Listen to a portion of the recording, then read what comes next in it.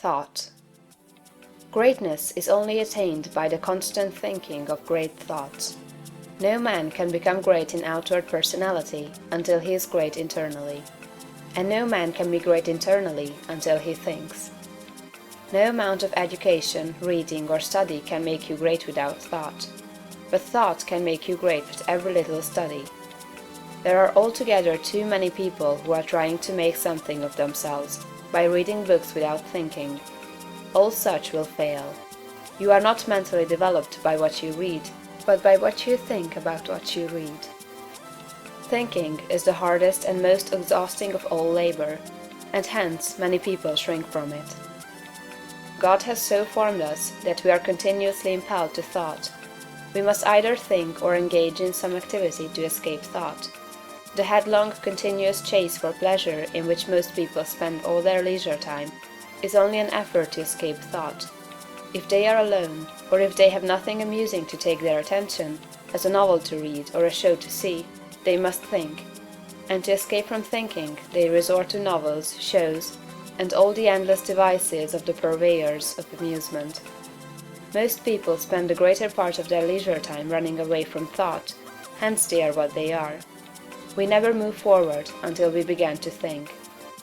Read less and think more.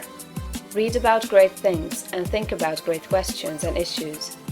We have at the present time few really great figures in the political life of our country. Our politicians are a petty lot. There is no Lincoln, no Webster, no Clay, no Calhoun, no Jackson. Why? Because our present statesmen deal only with sordid and petty issues, questions of dollars and cents, of expediency and party success, of material prosperity without regard to ethical right. Thinking along these lines does not call forth great souls. The statesmen of Lincoln's time and previous times dealt with questions of eternal truth, of human rights and justice.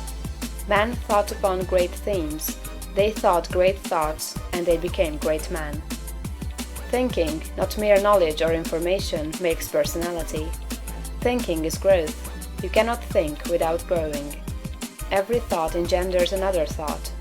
Write one idea, and others will follow until you have written a page. You cannot fathom your own mind. It has neither bottom nor boundaries. Your first thoughts may be crude, but as you go on thinking, you will use more and more of yourself. You will quicken new brain cells into activity, and you will develop new faculties. Heredity, environment, circumstances, all things must give way before you if you practice sustained and continuous thought. But on the other hand, if you neglect to think for yourself and only use other people's thought, you will never know what you are capable of, and you will end by being incapable of anything. There can be no real greatness without original thought. All that a man does outwardly is the expression and completion of his inward thinking. No action is possible without thought, and no great action is possible until a great thought has preceded it. Action is the second form of thought, and personality is the materialization of thought. Environment is the result of thought.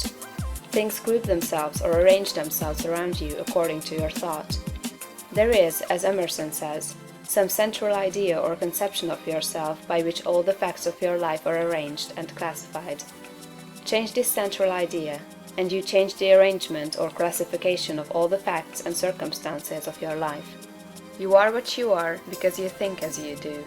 You are where you are because you think as you do. You see then the immense importance of thinking about the great essentials set forth in the preceding chapters. You must not accept them in any superficial way. You must think about them until they are a part of your central idea. Go back to the matter of the point of view, and consider, in all its bearings, the tremendous thought that you live in a perfect world among perfect people, and that nothing can possibly be wrong with you but your own personal attitude. Think about all this until you fully realize all that it means to you. Consider that this is God's world, and that it is the best of all possible worlds, that He has brought it thus far toward completion by the processes of organic, social, and industrial evolution, and that it is going on to greater completeness and harmony. Consider that there is one great, perfect, intelligent principle of life and power, causing all the changing phenomena of the cosmos. Think about all this until you see that it is true. and until you comprehend how you should live and act as a citizen of such a perfect whole. Next, think of the wonderful truth that this great intelligence is in you. It is your own intelligence. It is an inner light impelling you toward the right thing and the best thing, the greatest act and the highest happiness. It is a principle of power in you, giving you all the ability and genius there is. It will infallibly guide you to the best, if you will submit to it and walk in the light. Consider what is meant by your consecration of yourself when you say, "I will obey my soul." This is a sentence of tremendous meaning. It must revolutionize the attitude and behavior of the average person. Then think of your identification with this great Supreme, that all its knowledge is yours, and all its wisdom is yours for the asking. You are a god if you think like a god. If you think like a god, you cannot fail to act like a god. Divine thoughts will surely externalize themselves in a divine life. Thoughts of power will end in a life of power. Great thoughts will manifest in a great personality. Think well of all this, and then you are ready to act.